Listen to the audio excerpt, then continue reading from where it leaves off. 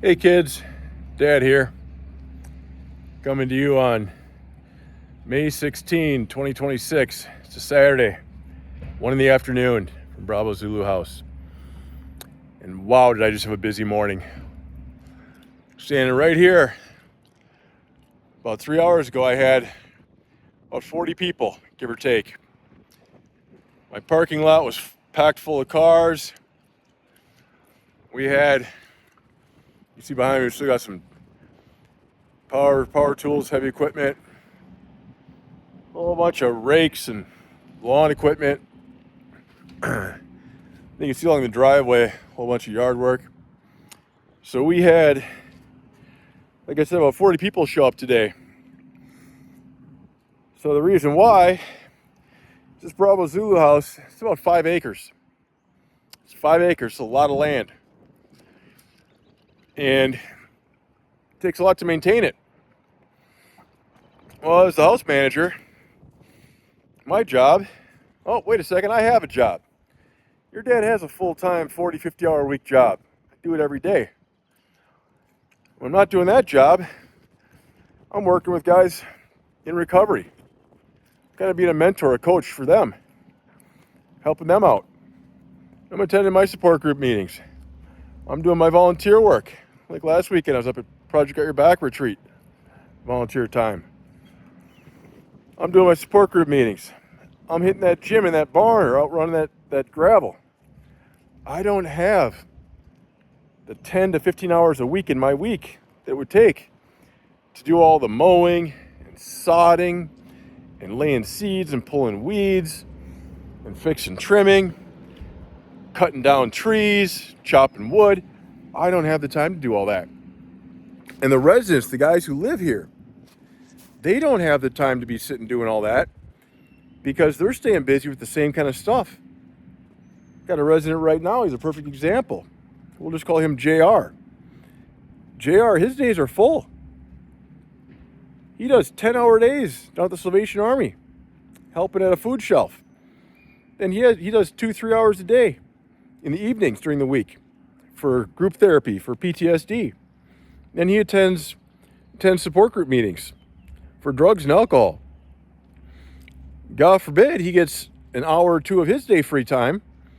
Well, he's hitting the gym like me, or going out for a run, taking his dog for a walk. He doesn't have the 5, 10, 15 hours a week it would take to maintain this place either. So we put out a call for help. We made a little poster. We called today Service Day. And we posted that poster in a couple of places. We told some of our friends about it. And the next thing you know, all of a sudden today comes around, and there was a militia, convoys of vehicles, guys coming down from Minneapolis, St. Paul, from the Twin Cities, 3, 4 guys to a car, driving 2 hours to come down here. And they were helping rake. We raked out all this rock, laid all this dirt. Then we laid seeds, grass seeds. Then we covered it with hay. So now we'll have grass along the driveway, because that was all just dead dirt before. We raked out all this dirt here where there's just dead grass, so we could seed it. We pulled weeds from around, sorry to get you dizzy,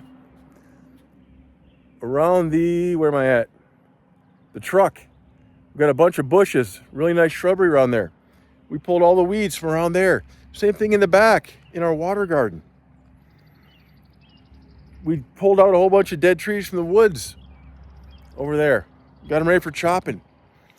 All these things these guys did. Took 3 hours with about 40 people.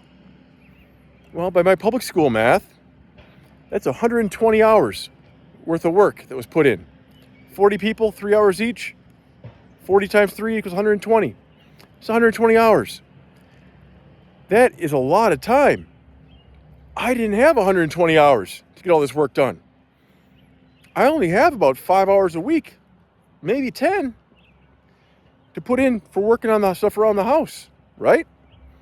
Because I don't get paid down here. This isn't my full-time job.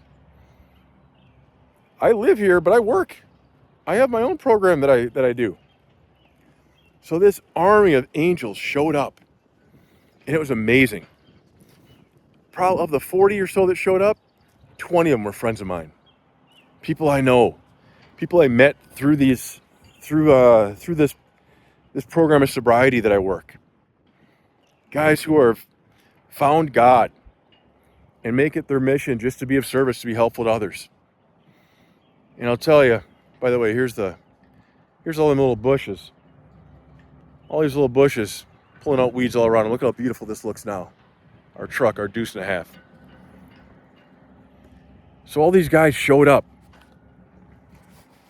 Not for me personally. They showed up because they believe in Bravo Zulu House. They believe that this place is a sanctuary for recovery for veterans. So guys like JR can turn their life around.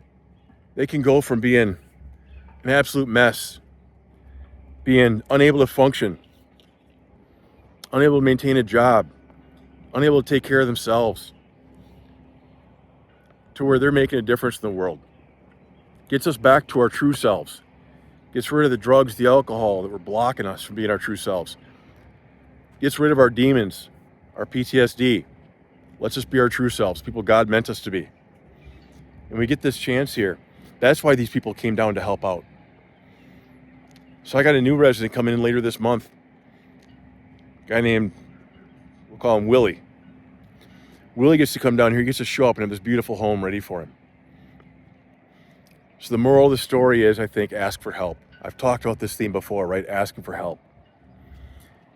And then just watch God work. Make that prayer, put in that effort, ask for help. Raise your hand, say, hey guys, I need some help. And man, I just had this morning an army of angels show up in convoys of vehicles. 3 hours of their time. They got to give each other hugs and laughs and joke. They broke a sweat, raking, pulling weeds, laying seed. I was right there with them. The only time I stepped away was when it's somebody who'd never been here before to give them a tour of the house. Or at about 11 a.m., I had to zip out, run into town, picked up food for everybody. $135. That's the least I can do is feed them all, right? So, again, kids, I hope and I pray that you find in your life a way to stay true to God, to be the best version of yourself, free of drugs and alcohol. And a big part of that is being able to ask for help if you're struggling with those things. And then hit your knees every morning and just watch what God does, because it's some amazing stuff. So, anyhow, I'm going to hit the gym. I did not get to use my barn gym this morning because I had all these people I had to host. But I'm going to hit the gym. Probably attend a meeting. Good friend of mine, guy with 50 plus years of sobriety. He's talking tonight. It's a big deal because this guy almost died a couple years ago from a stroke. There's probably 400 people on this meeting to hear him tell his story. Kind of tell his life story for an hour. So I'm looking forward to that. I love you kids. I miss you kids. We'll talk soon.